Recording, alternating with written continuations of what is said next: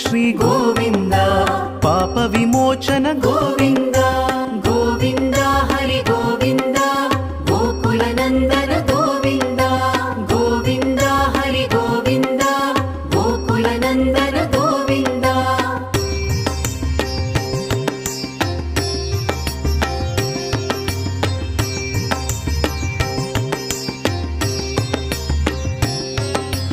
దుష్ట సంహార గోవింద దురిత నివారణ గోవింద శిష్ట పరిపాలక గోవింద కష్ట నివారణ